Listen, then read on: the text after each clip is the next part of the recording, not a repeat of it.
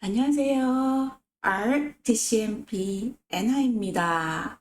오늘은 제가 처음으로 한의학의 길을 걷게 되었는지에 대한 이야기를 나누고자 합니다. 이건 단순히 몇 마디로 설명할 수 있는 이야기는 아닙니다.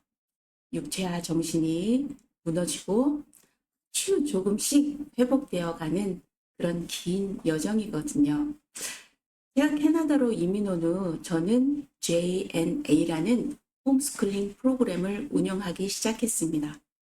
많은 학생들이 고향을 떠나 낯선 환경에서 외로움을 느끼며 생활하고 있었고, 그 아이들에게 따뜻함과 그리고 연결감을 주고 싶어서 제가 직접 요리를 하고 함께 식사를 나누며 정을 쌓아갔습니다. 그러던 어느 날 평소처럼 음식을 튀기다가 기름 한 바구리 손에 튀었고 아주 강낭콩만한 작은 화상을 입었습니다. 전혀 대수롭지 않게 생각했고 그냥 티슈로 쓱 아무렇지 않게 닦아내고는 하루를 마무리했죠. 그 다음날부터 상처 부위가 부어오르기 시작하더니 피부가 노랗게 변하고 붓기는 손목을 넘어서 팔을 타고 가슴 쪽까지 퍼져나갔습니다. 저는 병원에 4번이나 갔고 항생제와 화상 연고를 처방받으며 드레싱도 꾸준히 받았지만 상태는 점점 더 나빠졌습니다. 결국 한 의사가 저를 보며 말했습니다.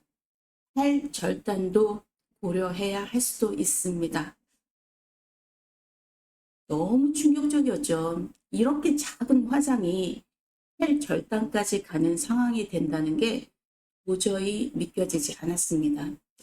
그때 저는 의학 지식은 없었지만 뭔가 잘못됐다는 느낌이 강하게 들었거든요.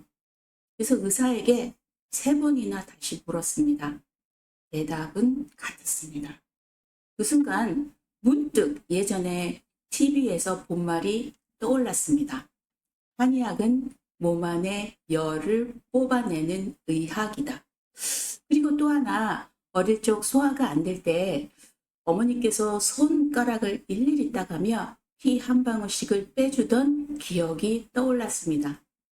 저는 심호흡을 하고 바늘을 소독한 후 스스로 치료를 하기 시작했어요. 머리부터 발끝까지 얼굴을 제어하고는 수십 개의 혈자리를 조금씩 뽑아냈습니다. 남편이 그걸 보고는 제가 미친 줄 알았죠. 뭐 하는 거야? 무당짓이라도 하는 거야? 라고 말했습니다. 하지만 저는 정말 절박했습니다. 그런데 정말 놀라운 일이 일어났어요. 그 다음날 아침 붓기와 열감은 가라앉기 시작했고 고름은 마르기 시작했으며 피부색은 서서히 본래의 색을 되찾게 되었고 며칠 후에는 상처가 눈에 띄게 회복되기 시작했습니다. 그때 깨달았어요. 몸은 스스로 회복할 수 있는 힘을 갖고 있구나. 그리고 그 힘을 깨우는 방식 중 하나가 바로 한의학이라는 사실이요. 그 당시 저는 한의학이라는 이론에 대해 아무것도 몰랐습니다. 하지만 하나의 생각은 마음에 깊이 남았어요. 현대의학은 때때로 면역력을 억누를 수 있지만 우리 몸 안의 치유력은 우리가 생각하는 것보다 훨씬 강하다. 그렇다고 해서 그때 당장 한의학을 공부해야겠다는 생각은 하지 않았습니다.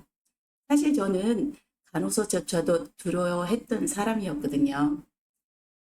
어릴 적 어머니는 손재주가 좋다는 이유로 그 사람을 보는 것도 피를 보는 것도 너무 불편하고 무서워하던 저를 단호히 그쪽으로 가라고 자주 말씀하셨죠. 근데 저는 말했습니다. 저는 절대 의료 쪽은 가지 않을 거예요.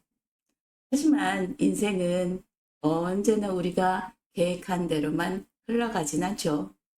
그 경험은 결국 제 안에 오랫동안 남아있었고 결국 훨씬 더 큰 이야기의 시작이 되었습니다. 애나였습니다. 다음 에피소드에서는 그로부터 몇 년 뒤 몰핀조차 듣지 않던 중병에 걸린 이야기와 한 침술가가 저를 다시 삶으로 이끈 이야기를 나눠보도록 하겠습니다. 이 이야기가 누군가에게 조용한 희망이 빛이 되기를 간절히 바라봅니다. 그럼 다음 편에서 뵐게요. 안녕.